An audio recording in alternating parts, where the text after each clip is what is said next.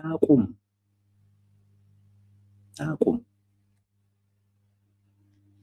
የታሰሩ ሰዎች በተወሰነ ደረጃ በትንሹም ቢሆን ምናቃተን አንድ ነገር ላይ መንግስት ካሉት ህጋዊ የመንግስት መዋቅሮች በትይዩ ለምሳሌ የደህንነት ተቋሙን እሱ ትይዩ ሌላ አለ፣ ሌላ አካል አለ። ይሄ ሻዶ ገቨርንመንት ቢሉት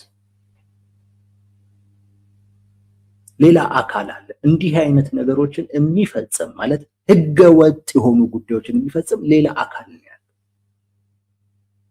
ይሄ አካል ፍጹም ለጠቅላይ ሚኒስትሩ ታማኝ ፍጹም።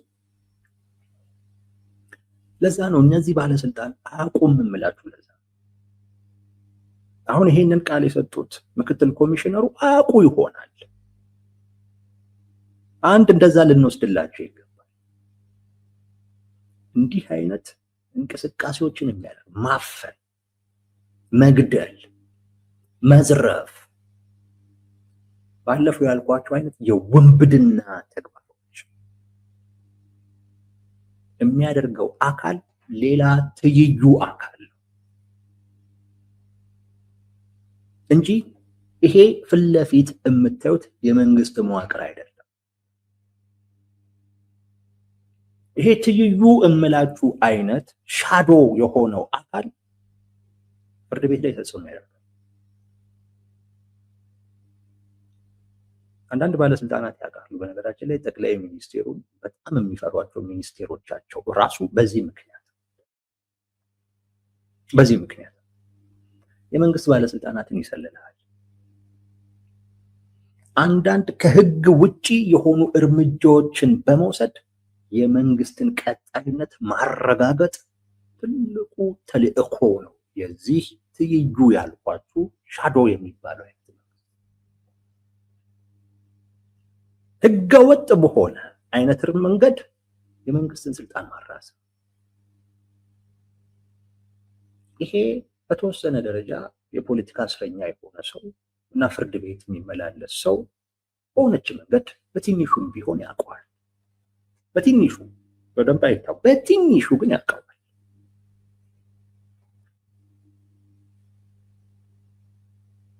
ይህን መረዳት ያስፈልጋል። ስቱዲዮ የዘረፈው የምታውቁት የፌዴራል ፖሊስ አይደለም፣ ግን ከዛ በላይ ተደማጭነት ያለው ከዛ በላይ አቅም ያለው አካል የማንንም ልብስ ለብሶ ያደርጋል። እንደዚህ አይነት የውንብድና ስራ የሚሰራ ራሱን የቻለ አካል አለ። ይሄ አካል በጽሁፍ አይታዘዝም፣ በፍጹም በጽሁፍ አይታዘዝም። በቃ ኢቭን ፐርሰናሊ ግንኙነት ተደርጎ ነው የሚነገረው። በስልክም በምንም አይደለም። በአካል ነው ትዕዛዝ የሚሰጠው፣ በቃል ነው ትዕዛዝ የሚሰጠው። ራሱን የቻለ መዋቅር አለ።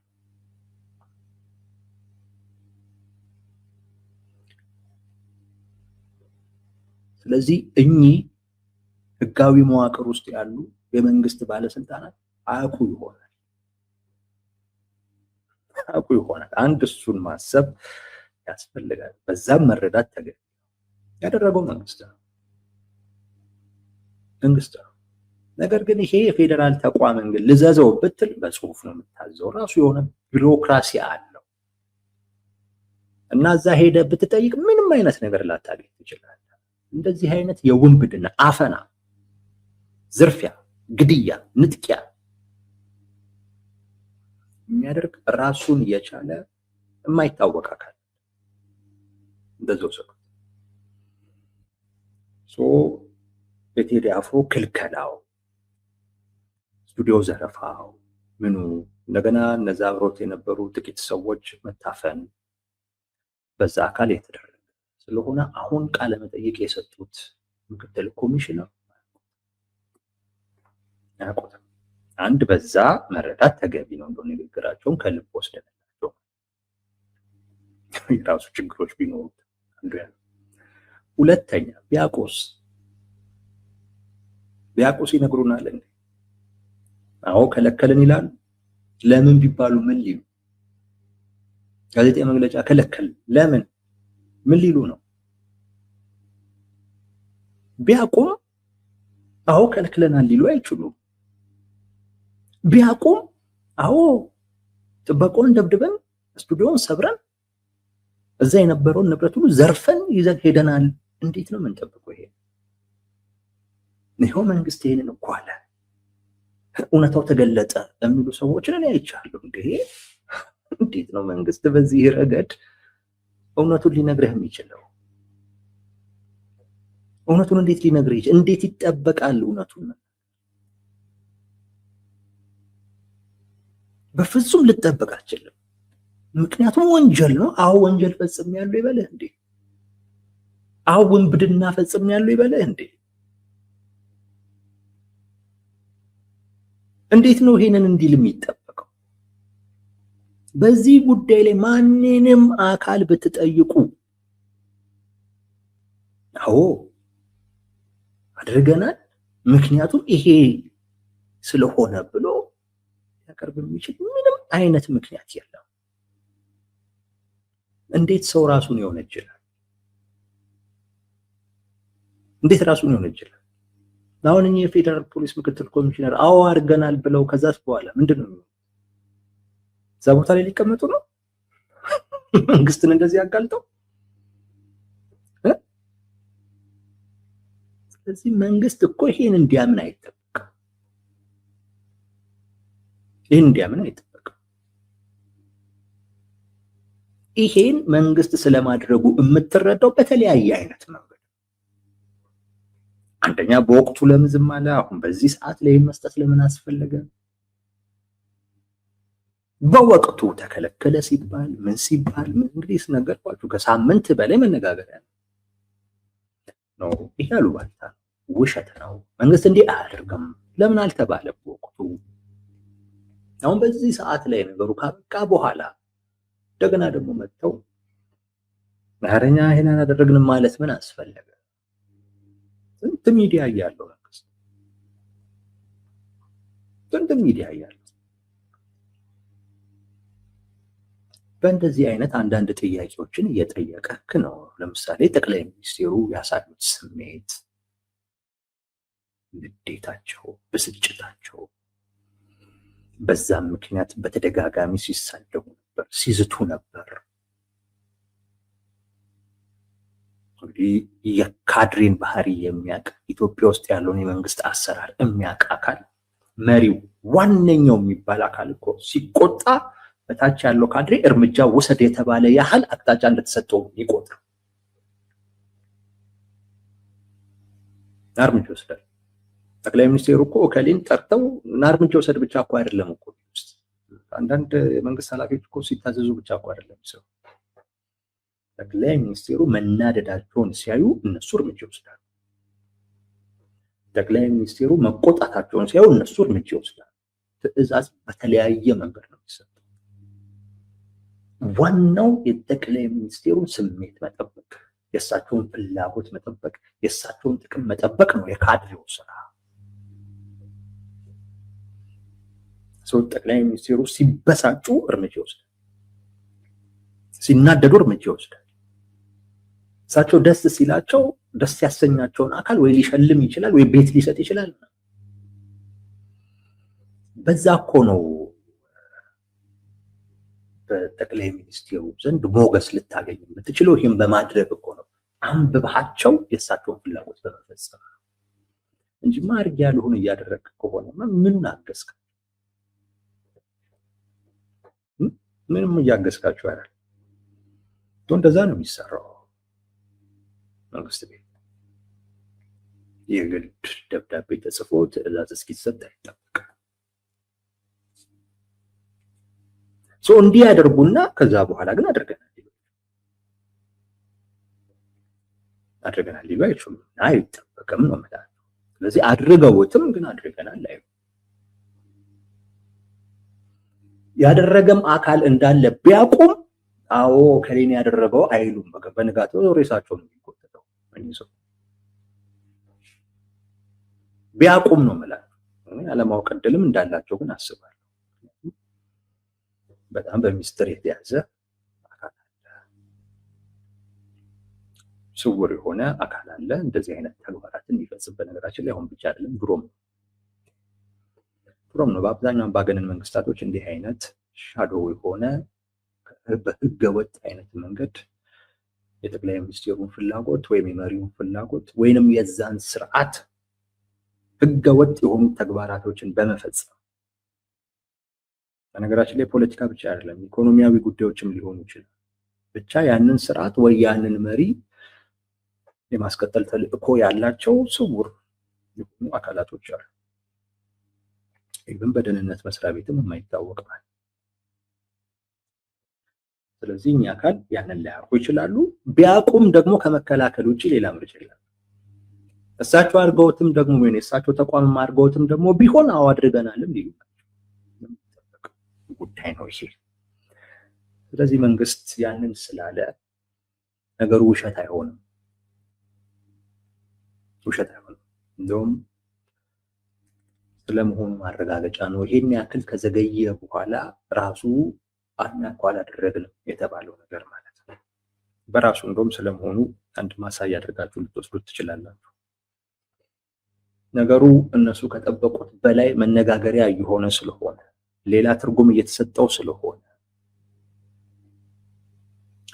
ዝምታው ይዞብን እየመጣ ያለ ሌላ ችግር ስላለ ከዚህ በኋላ ዝም ማለቱ የተሻለ አይደለም። ቢያንስ የሆነ ነገር ብለን ነገሩን ማርገብ ማቀስቀስ የምንችል ከሆነ እንሞክር ተብሎ የተባለ ነው እንጂ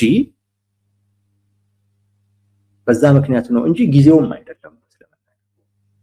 ስንት ነገር ተብሎ በስንት ነገር ተብሎ እንጂ እነሱ ፍላጎታቸው ዝምታ ነው።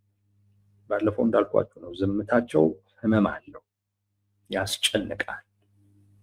የወንብድና ተግባር እየተፈጸመ ከዚህ ይከላከለኛል የምትለው አካል ዝም ሲል እንደውም ጭራሽ ዋነኛ ተጠርጣሪ እራሱ ሲሆን ወይም ደግሞ እሱን የሚመስል አካል መጥቶ ያደረገው እንደሆነ ስታቅ በጣም ይጨንቃል። እና ዝምታቸው ያነበር አንድ ማስጨነቅ፣ እንደገናም ደግሞ ጊዜውም የኛ ነው የፈለግነውን እናደርጋለን የሚል ለሌላው ማህበረሰብ ያላቸውን ንቀትም ጭምር የሚገልጹበት መንገድ ነበር። አሁን ግን ያ ዝምታ ውሎ አድሮ ሌላ ችግር ይዞ ስለሚመጣ በተወሰነ ደረጃ እናቀዝቅዘው ነው እየተባለ ያለው። ያላቀዘቅዙት እያደረጉት ያለ ጉዳይ ነው። ግን እንደ እግረ መንገዳችንን መንግስት በእያንዳንዱ ጉዳይ ላይ ለህዝብ ግልጽ መሆን፣ ለህዝብ መረጃ የመስጠት ግዴታ አለበት። እውነቴን ነው የምላችሁ። 8 ዓመቱ ነው ብልጽግና። ይሄው ሚዲያ ላይ መተን እኔ ብቻ አይደለም አብዛኛው ሰው ለብልጽግና የሚነግረው ነገር ቢኖር ምን እንደሆነ ታውቃላችሁ? መንግስታዊ ግዴታው። ይሄ ግዴታ እኮ ነው እየተባለ ነው የሚነገረው። በፍጹም ግዴታውን አያውቅም። ያውቃል፣ ግን በፍጹም ግዴታው መወጣት አይፈልግም። ግዴታውን አይወጣም፣ ግን ሰው ደግሞ እሱ እንደሚፈልገው እንዲሆንለት ደግሞ ይፈልጋል። እንዴት አይነት ነገር እንደሆነ አላውቅም።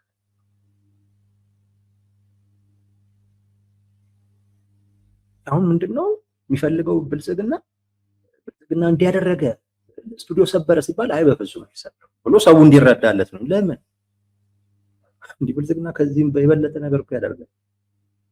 በዛ ደረጃ እኮ ነው የሚታወቀው። አንዳንድ ጊዜ ህዝቡንም ተረዱት። ስለእናንተ የሚያስበውን ነገር ወቁት። እናንተ እንደምትገምቱት አይደለም የሚያውቃችሁ። ስቱዲዮ ዘርፋችሁ ንብረት እንደምትዘርፉ ጭምር ሁሉ ነው የሚያውቀው ህዝቡ። ያንን ሁሉ ነው የሚጠብቀው። ለዛ ነው እንዲህ ተደረገ ሲባል አረ ያደርጉታል።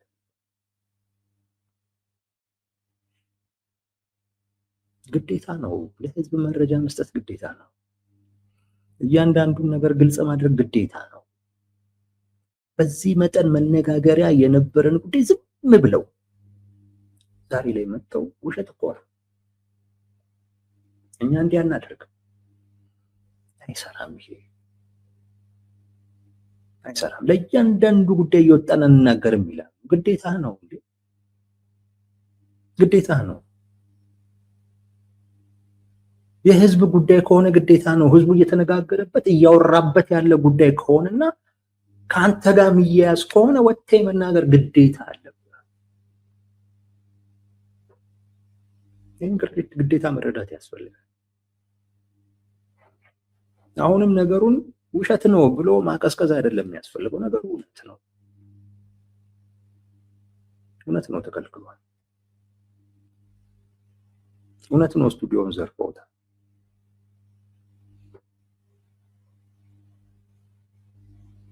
አሁን ግን ዝም ብሎ መጥቶ ጉዳዩን ለማቀዝቀዝ ነው የሞከረው። ውሸት ነው ግን እውነት ነው።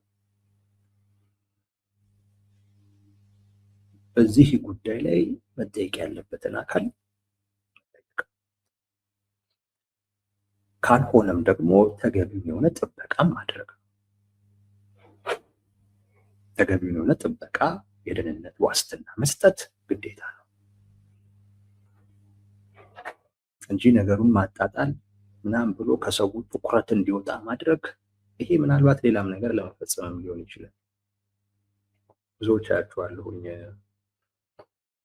ብዙዎቹ ውጭም ሆነው ሀገር ውስጥም ሆነው ቴዲ አፍሮን እየጠበቁት እንደሆነ የሚያስቡ ሰዎች አሉ።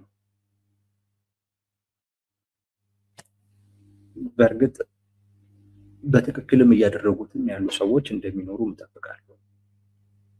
እዛው ያሉ ማለት ነው። በትክክልም ይሄን እያደረጉ ያሉ እየተከታተሉ ያሉ ብዙ ጉዳዮቹን ለዓለም አቀፍ ማህበረሰቡም እያሳወቁ ያሉ አካላቶች እንዳሉ አውቃለሁ። አሁን እኚህ ምክትል ኮሚሽነር መጥተው ነገሩን ማቀዝቀዝ የፈለጉበት ዋነኛው ምክንያት ይሄ አይነት ክትትል የሰው ማለት ነው። የሰው እየሰጠው ያለው ትኩረት ማድረግ የሚፈልጉትን ነገር ለማድረግ እድል ስላልሰጣቸውም ሊሆን ይችላል። በዚህም ደረጃ ማሰብ መጠርጠር ተገቢ ነው።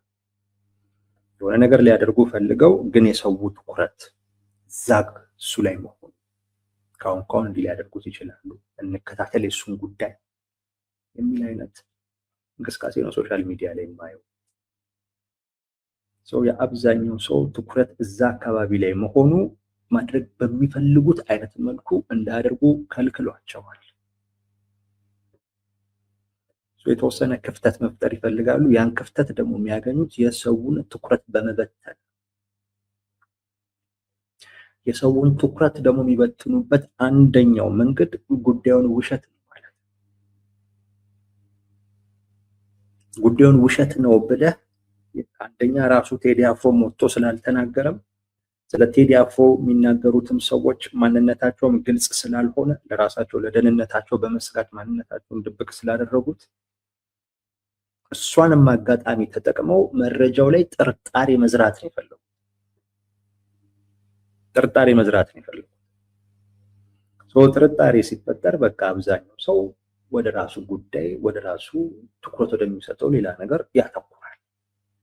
በዛ ሰዓት የሚገኝ ክፍተት ይኖራል። ያን ክፍተት ተጠቅመው እስከዛሬ ድረስ ሙሉ ትኩረት እዛ አካባቢ ላይ በመሆኑ ምክንያት ያላደረጉትን ነገር ሊያደርጉ ይችላል። በዚህም ደረጃ ጉዳዩን ማሰብ፣ በዚህም ደረጃ ጉዳዩን መጠራጠር፣ ማየት የሚያስፈልግ ይመስለኛል። እሳቸው ግን በዚህ ጊዜ ላይ መጥተው ከረፈደ በኋላ ለማስተባበል መሞከሩ ምንም የነገሩን እውነትነት አይቀይርም። እንደውም ምን አይነት ሌላ ሞቲቭ ኖሯቸው ነው ብለህ እንድታስብ የሚያደርግ ነው። እንዳልኳችሁ አሁን እንዳልኩት ሌላ ድርጊት ለመፍጠር ሌላ ማለት እሱን የሚመለከት ማለት ነው። እስካሁን ድረስ ዙሪያው ነው የከበቡት ያሉት። ምናልባት እሱን መንካት ያልቻሉት የአብዛኛው ሰው ትኩረት እዚህ ጉዳይ ላይ ስለሆነ ያንን ማድረግ ይዞት የሚመጣው ሌላ ችግር ስላለ እንዳትነኩ ተብሎ ይሆናል። ስለዚህ ለመንካት ምን ያስፈልጋል? ትኩረት መበተን ያስፈልጋል። ትኩረት ለመበተን እዛ ላይ ትኩረት እንድታደርግ ያደረጉህን መረጃዎች እንድትጠራጠር ማድረግ ያስፈልጋል። ስትጠራጠር ወደ ሌላ ጉዳይ ታተኩራለህ። የዛን ሰዓት እነሱ የሚፈልጉትን ነገር ማድረግ ይችላሉ። አንዴ ከተደረገ በኋላ ደግሞ በቃ አጠቃላይ ያን ትኩረት ከበተኑት በኋላ መልሶ ማሰባሰብ በጣም አስቸጋሪ ነው። ያንን ያውቃሉ። ስለዚህ አንዴ ይበትኑታል። ትኩረት ያደረገውን አካል ትኩረቱ እንዲበተን ያደርጋሉ። የሚፈልጉትን ነገር ያደርጋሉ። ከዛን ያንን ትኩረት መልሶ ማምጣት አስቸጋሪ ነው። በዛው ላይ አጀንዳ እየደራረብክ ጉዳዩን ማስረሳት ትችላለህ። ሶሻል ሚዲያ መጥፎነቱ ይሄ ነው። አዳዲስ አጀንዳ በመጣ ቁጥር እሱን እየያዘ ነው ይሄን እየጣለ ትላንቱን እየጣለ አዲሱን እየያዘ ነው የሚሄደው ሶሻል ሚዲያ እንደዛ። ስለዚህ የምትፈልገውን ታደርጋለህ። በዛ ቁጣ ሲፈጠር አጀንዳ ትደርባለህ። በቃ ሰው አዳዲሱን አጀንዳ እየያዘ እንደዛ ያደረክ ጉዳዩ የሚወሰዱት እርምጃ ሊያስከትልባቸው ወይም ይዞባቸው ሊመጣ የሚችለውን ውጤት በዛ ሊቀንሱትም ይችላሉና እንደዛ ታስቦ ሊሆን ስለሚችል በዛም አይነት መልኩ ማየት ተገቢ ነው። አሁን ላይ ወጥተው ፖሊስ ቴዲ አፍሮ ላይ ምንም አይነት ነገር አልፈጠርንም ያሉት የሚለውን መረዳት ያስፈልጋል።